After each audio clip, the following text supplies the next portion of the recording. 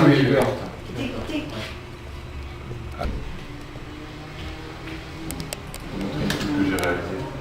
On a fait un plateau, si tu veux, moi je t'appelle ça un plateau. On va se faire un deuxième plateau. Tu m'expliques un peu le but de ce forum de Montpellier. Le forum de Montpellier. Et Alors, brièvement, hein, s'il te plaît. Bien sûr, Hein. je vais essayer. Hein.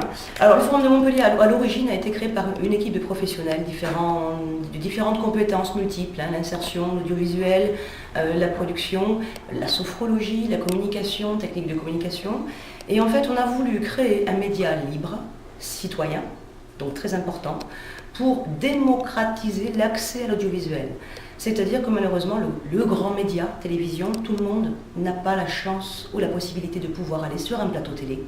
Donc on a créé le Forum de Montpellier pour permettre au maximum d'individus, citoyens, associatifs notamment, puisque c'est ceux qui sont dans l'ombre, de venir s'exprimer, présenter des structures, présenter leur action.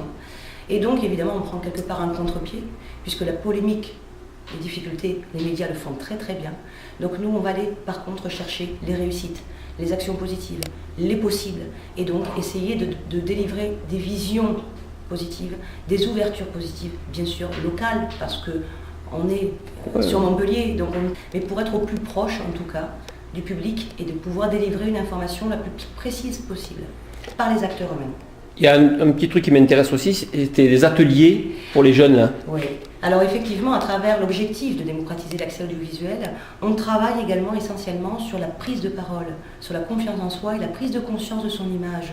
Donc notamment, on démarre nos ateliers avec les collégiens qui vont arriver à l'âge de 16 ans et qui décrochent la scolarité. On veut éviter qu'ils se retrouvent dans la rue.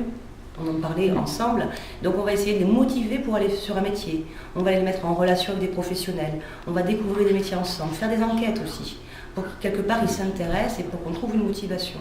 Ensuite, on a tout le public fragilisé, demandeur d'emploi, locataire du RNI, qui bien sûr est en un état de sinistrose, parce que on cherche depuis X mois, on ne sait plus comment faire, et on se rend compte que souvent c'est lié à l'entretien individuel lui-même. On pêche à l'entretien individuel parce que le recrutement se fait de plus en plus dur, de plus en plus exigeant, comme il a le choix. Donc on est très déstabilisé par le recrutement. Donc nous, on va les prendre dans des modules de formation pour carrément revoir nous, intrapersonnels, c'est-à-dire qui on est vraiment, quelle image on a, quelle image on donne à l'autre. On va bien sûr aller jusqu'au mot, jusqu'à l'expression, parce qu'on se rend compte qu'on utilise des mots creux ou des expressions qui peuvent sous-entendre plusieurs choses dangereuses. Donc en fait, on va créer tout simplement une accroche vidéo. On ne remplace pas un CV. Le CV, il est très bon. Par contre, la lettre de motivation formatée avec le bouquin qu'on a tous acheté à 5 €, il faut arrêter. On n'arrive plus à se dénoter. Donc, on délivre une formation de communication avec production d'un clip d'accroche vidéo pour postuler, pour être reçu en entretien. Et ensuite, c'est mathématique. Il y a des résultats exceptionnels parce que les employeurs ne sont pas habitués à avoir de la postulation par vidéo et ils voient tout de suite le travail que le candidat a fait. Donc, par principe, il va le recevoir en entretien individuel pour en savoir plus. Ouais. Donc, ça veut dire quoi? On démultiplie les entretiens individuels, on démultiplie les chances de signer un contrat de travail. C'est purement mathématique. Alors après, effectivement, on va jusqu'au créateur d'activité, nouvelle entreprise, nouveau métier.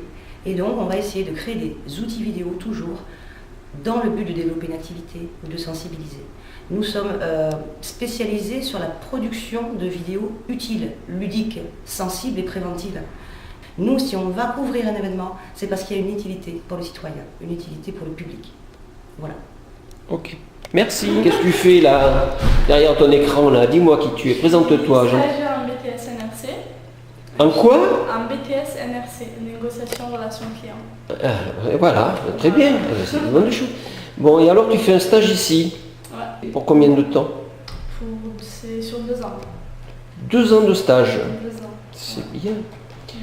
C'est réparti sur la. Et qu'est-ce que tu veux faire de ta vie? Normalement, c'est pour travailler dans le commerce. Oui. Et je vais continuer dans des études de management. Et pour le moment, ton expérience dans cette web TV, c'est sympa, c'est quoi? Oui, c'est sympa parce que non seulement nous on fait du commerce, mais aussi on est au sein d'une association, mais ça nous permet un peu d'avoir de l'aspect social et moi je trouve que c'est bien. Ce sera l'équipe au travail.